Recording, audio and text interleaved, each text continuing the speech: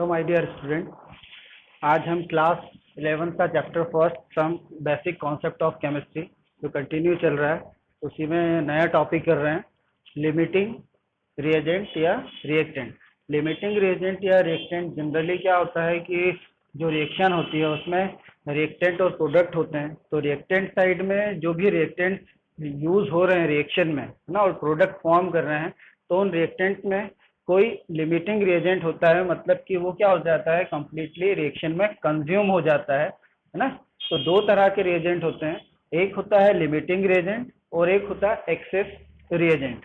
Limiting reagent जो होता है वो रिएक्शन में कंप्लीटली कंज्यूम हो जाता है, और जो एक्सेस रिएजेंट जो होता है वो पूरी तरह से कंज्यूम नहीं हो पाता है।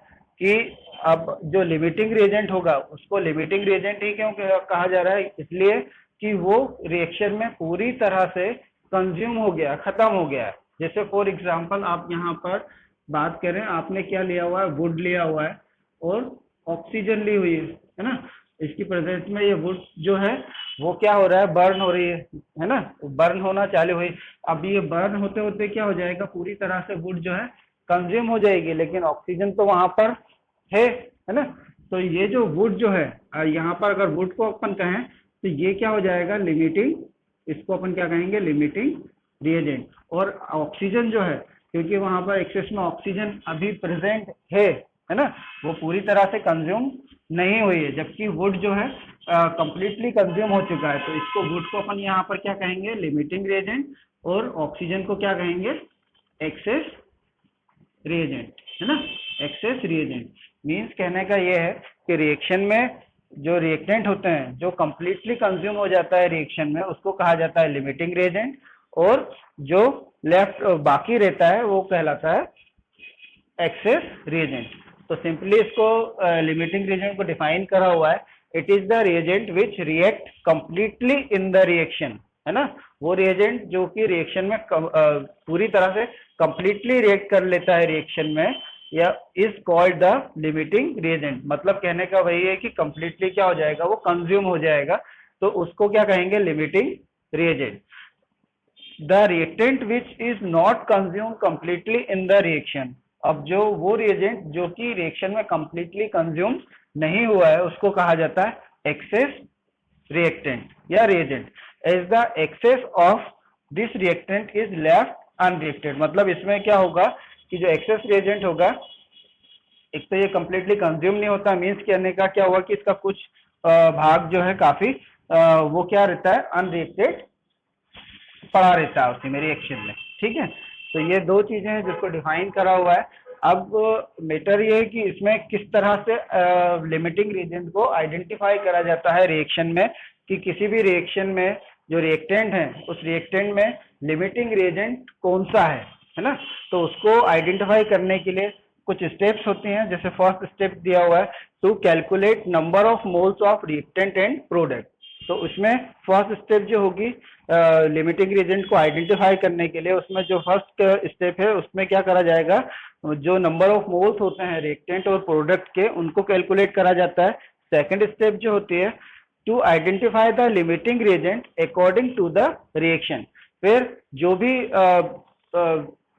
रिएक्शन होगी उसके अकॉर्डिंग उसमें लिमिटिंग रिएजेंट को आइडेंटिफाई करा जाएगा। मतलब कि जो रिएक्शन है उसके अकॉर्डिंग लिमिटिंग रिएजेंट क्या है उसको निकाला जाएगा।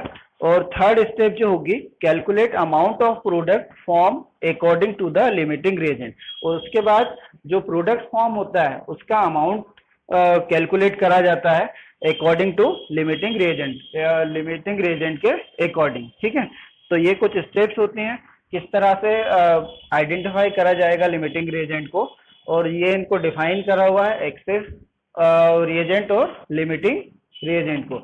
अब इसको एक न्यूमेरिकल के अकॉर्डिंग अपन करते हैं ताकि और इसमें बाकी चीजें हैं वो सभी कुछ क्या हो जाएगा, आपको क्लियर हो जाएगा। तो यहाँ पर एक सिंपल सा एग्जाम्पल लेते हैं और उस एग्जाम्पल में आपको पता पड़ेगा कि किस तरह से जो लिमिटिंग रिएजेंट को किस तरह से कैलकुलेट करा जाता है, नंबर ऑफ मोल्स किस तरह से निकाले जाते हैं ना। तो इसको इरेज कर रहा हूं मैं।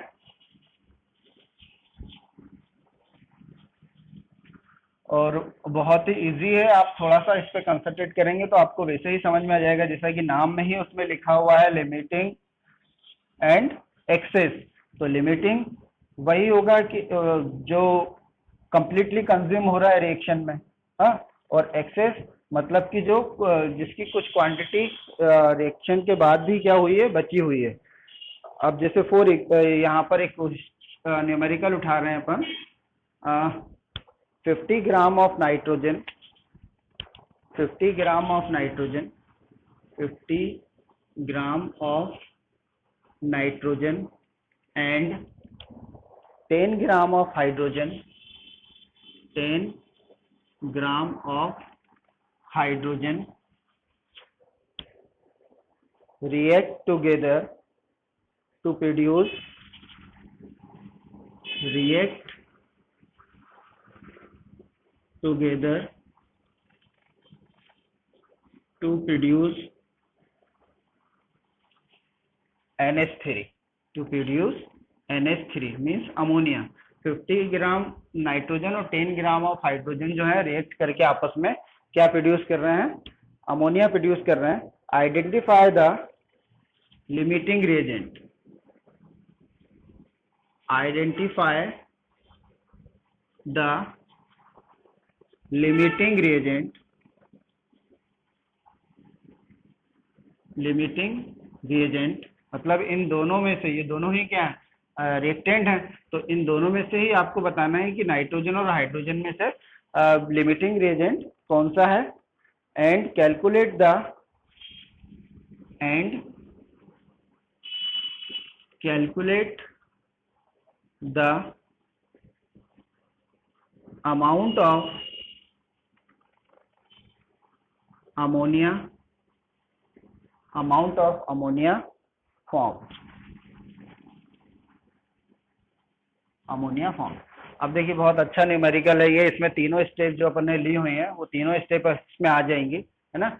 आपको इसमें आइडेंटिफाई करना है लिमिटिंग रिएजेंट को, और उस लिमिटिंग रिएजेंट के अकॉर्डिंग कितना अमाउंट ऑफ अमोनिया फॉर्म हो रहा है उसको कैलकुलेट करना है। तो इसका सीधा सा सॉल्यूशन जो होगा, फर्स्ट स्टेप जो थी, तो इसमें जो फर्स्ट स्टेप होती है उसमें आप क्या निकालते हैं, नंबर ऑफ मोल, है ना। तो फर्स्ट स्टेप में आप क्या निकालेंगे, नंबर ऑफ मोल। तो उसके लिए आपको क्या जरूरत पड़ेगी, रिएक्शन की जरूरत पड़ेगी, है ना। और अगर रिएक्शन की जरूरत नहीं भी पड़ रही है तो आप डायरेक्ट उसको कर सकते हैं, क्योंकि आपको नाइट्रोजन भी मालूम है और हाइड्रोजन भी मालूम है ना। तो इन ये दो जो हैं, है ना, इन दोनों में ही आपको क्या बताना है। और जो प्रोडक्ट जो फॉर्म हो रहा है, और जो प्रोडक्ट फॉर्म हो रहा है उसमें आपको क्या करना है, उसका भी आपको नंबर ऑफ मोल तो नहीं निकालेंगे, लेकिन उसी को आपको आइडेंटिफाई करना है कि कितना अमाउंट ऑफ प्रोडक्ट फॉर्म हो रहा है अकॉर्डिंग टू लिमिटिंग रिएजेंट। तो फर्स्ट स्टेप जो है उसमें आप क्या निकाल रहे हैं, number of moles of nitrogen, ठीक है, number of moles of nitrogen. तो नंबर ऑफ मोल्स निकालने का जो फार्मूला होता है, तो N इक्वल टू होता है weight of substance upon molar mass of substance, ठीक है। तो ये जो फार्मूला लिखा हुआ है, इस फार्मूले के अकॉर्डिंग अगर अपन नाइट्रोजन की बात करते हैं तो नाइट्रोजन यहाँ पर कितना लिया हुआ है, 50 ग्राम लिया हुआ है, और इसका जो मोलर मास होगा या मॉलिक्यूलर वेट होगा नाइट्रोजन का कितना हो जाएगा, 28 हो जाएगा, है ना, 28 हो जाएगा। जब इसको आप सॉल्व करेंगे तो सॉल्व करने पर जो आपका आंसर आएगा 1.78 मोल, 1.78 मोल्स, ठीक है। और इसी तरह से अब आपको क्या निकालना है, number of moles of hydrogen, number of moles of hydrogen. तो हाइड्रोजन के नंबर ऑफ मोल्स निकालने के लिए हाइड्रोजन कितना दिया हुआ है, यहाँ पर 10 दिया हुआ है ना। ये क्या हो गया, वेट ऑफ सब्सटेंस हो गया, और उसका जो मॉलिक्यूलर मास जो होगा वो कितना होगा, 2। तो यहाँ पर कितना हो गया, 5 मोल्स, ठीक है। अब देखो, अब यहाँ पर ये तो आपने क्या निकाल दिया, नंबर ऑफ मोल्स निकाल दिए, हाँ। अब नंबर ऑफ मोल्स, क्योंकि यहाँ पर वेट ऑफ इन दोनों का दिया हुआ था, इसलिए अपन ने क्या करा हुआ है, नाइट्रोजन और हाइड्रोजन के नंबर ऑफ मोल निकाले हैं। ये अमोनिया पे क्या हो रहा है, इसको आपको बताना है कि कितना अमाउंट इसका फॉर्म्ड होगा। ठीक है, तो ये फर्स्ट स्टेप हो गई। सेकंड स्टेप में क्या करेंगे, जो सेकंड स्टेप होगी उसमें आपको रिएक्शन के अकॉर्डिंग बताना है कि लिमिटिंग रिएजेंट क्या होगा। तो इसकी जो रिएक्शन होती है, तो रिएक्शन को अगर आप लिखें तो रिएक्शन क्या होगी, जिसमें अमोनिया फॉर्म होता है, हेवर रिएक्शन कहलाती है वो, है ना। Nitrogen plus hydrogen gives ammonia. अब इसको जब आप बैलेंस करेंगे तो यहाँ पर क्या जाएगा 3, यहाँ पर 2। अब अगर यहाँ पर आप देखें तो इसमें क्या हो रहा है, नाइट्रोजन तो क्या है 1 मोल है, हाइड्रोजन कितना है 3 मोल है, और अमोनिया कितना है 2 मोल है। ये लिख लिया आपने। हाँ, अब इस रिएक्शन के अकॉर्डिंग टू, अगर आप इस तरह से लिख लें, अकॉर्डिंग टू रिएक्शन, रिएक्शन के अकॉर्डिंग क्या हो रहा है, 1 mole of nitrogen react with 3 mole of hydrogen. अब यहाँ पर 1 मोल ऑफ हाइड्रोजन कितने हाइड्रोजन से रिएक्ट कर रहा है, इस तरह से लिख लें, 1 mole of nitrogen react with 3 mole of ये लिखा हुआ 3 मोल ऑफ हाइड्रोजन। ये रिएक्शन के अकॉर्डिंग हो रहा है। तो अगर अपन 1 मोल के लिए ये लिखा हुआ है, तो ये जो मोल यहाँ पे निकाले हुए हैं, है ना, इसके अकॉर्डिंग क्या होना चाहिए, तो 1.78, है ना, मोल्स ऑफ नाइट्रोजन, है ना। तो ये कितने मोल के साथ में रिएक्ट करेगा, इक्वल टू करके आप लिख सकते हैं 3 इंटू ये कितना है 1.78। तो इसके कितने मोल्स हो जाएंगे हाइड्रोजन के, 5.34 मोल्स ऑफ हाइड्रोजन, ये निकल गया। अब भाई यहाँ पर यही चीज आपको बतानी थी। अब यहाँ पर देखो, ये नंबर ऑफ मोल्स यहाँ पे निकले हुए हैं, लेकिन जब ये रिएक्शन के अकॉर्डिंग अपन देख रहे हैं तो 1 मोल हाइड्रोजन 3 मोल के साथ में रिएक्ट कर रहा है, तो इतना 1.7 मोल जो यहाँ पे निकले हुए हैं, उसके अकॉर्डिंग जो नाइट्रोजन रिएक्ट करेगा तो कितने हाइड्रोजन के मोल के साथ में करेगा, तो ये 3 मोल तो है यहाँ पर, है ना।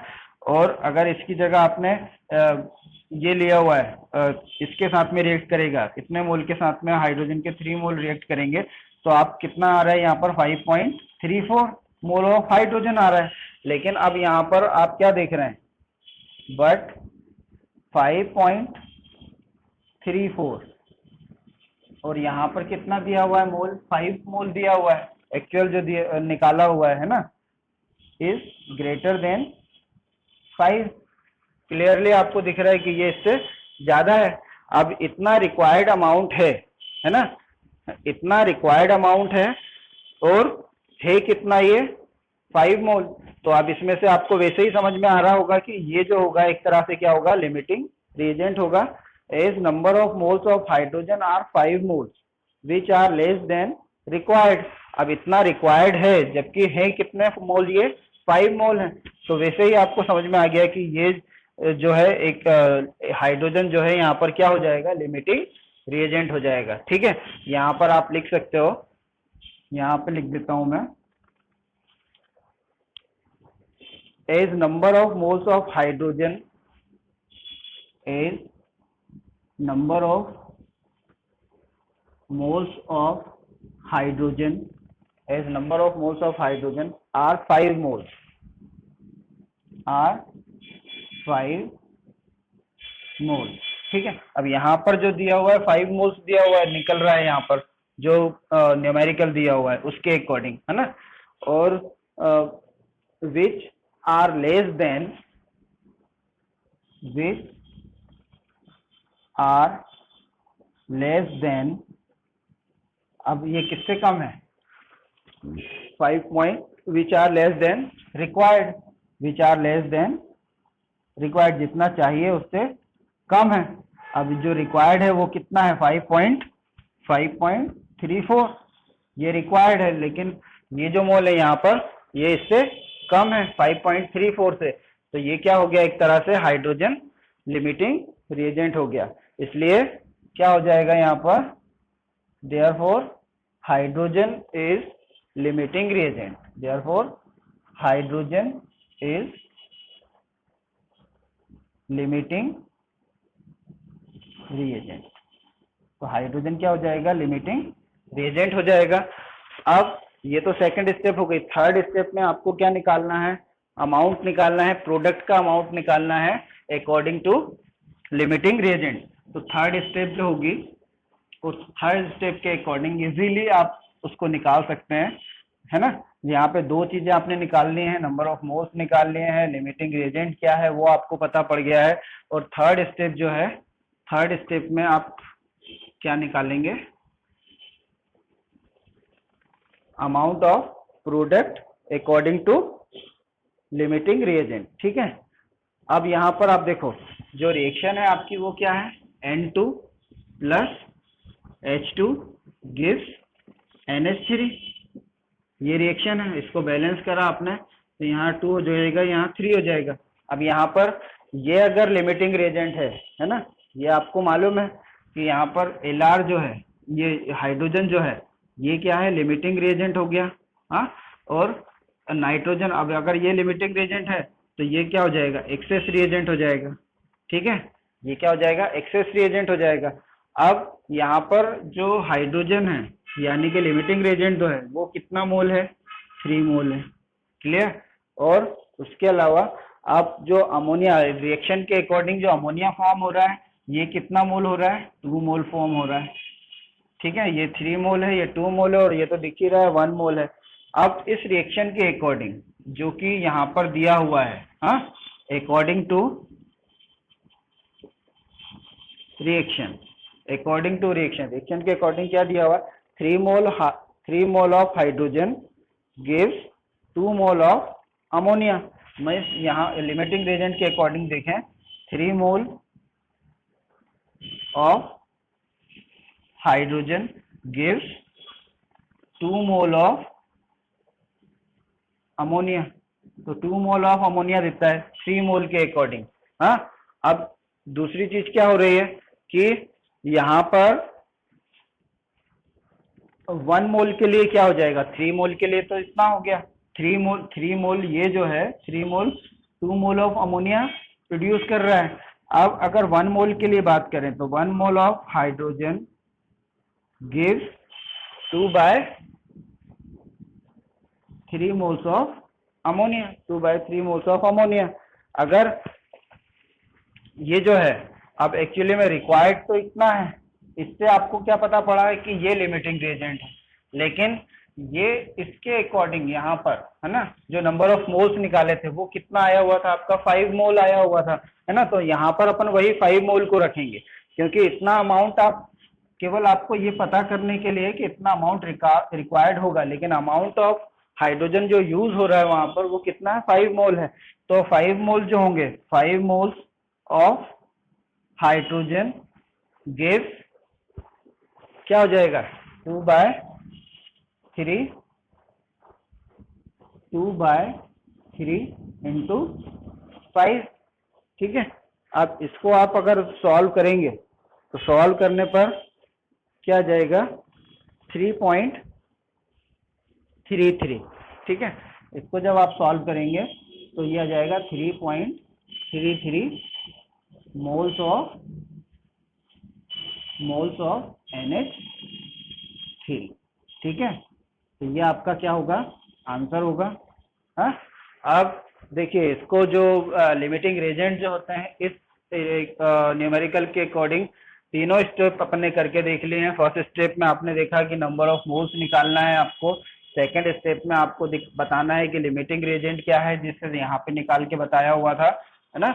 और थर्ड स्टेप में अकॉर्डिंग टू लिमिटिंग रिएजेंट कितना अमाउंट ऑफ प्रोडक्ट फॉर्म हो रहा है वो आपको बताना है थर्ड स्टेप में। तो क्या होता है लिमिटिंग रिएजेंट, क्या होता है एक्सेस रिएजेंट, और किस तरह से उनको आइडेंटिफाई करा जाता है, तो यही चीज आज इस लेक्चर में देखा हुआ है। अच्छी तरह से आप इसके नोट्स बनाइएगा, प्रिपेयर करिएगा इसको, है ना, और अच्छी तरह से उसको रीड करिएगा। एट लास्ट चैनल को सब्सक्राइब करें, लाइक करें, शेयर करें। Thank you.